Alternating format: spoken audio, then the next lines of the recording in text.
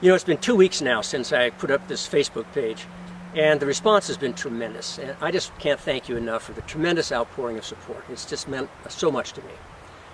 Today I wanted to take a little time and try to answer a question that I know a lot of you have been asking. And that's simply, why did I resign if I knew I hadn't done anything wrong? You know, that's a pretty fair question.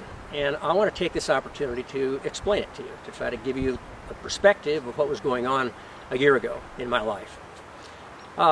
I want to start, though, by saying very emphatically that my decision to step down was in no way an admission of guilt, period. I remain very confident that the investigation is going to clear me of any wrongdoing. But there were two factors that led to my decision. First, these allegations that were made against me, initially in a newspaper article, as you know, and then later by my opponent in the last few days of a very heated election campaign, were seized on by the broader media here in Oregon and represented as facts, with no independent verification whatsoever.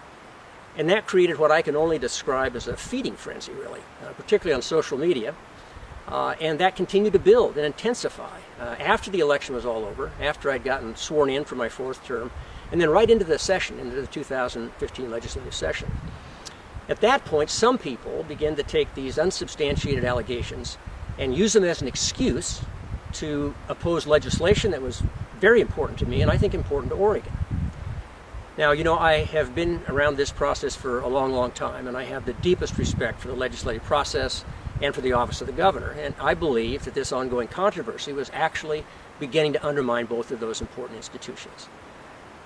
On a much more personal level, this ongoing media storm was just taking a terrible toll on my family. So while I was confident that the investigation would clear me of these allegations, I also knew that that process could go on for months.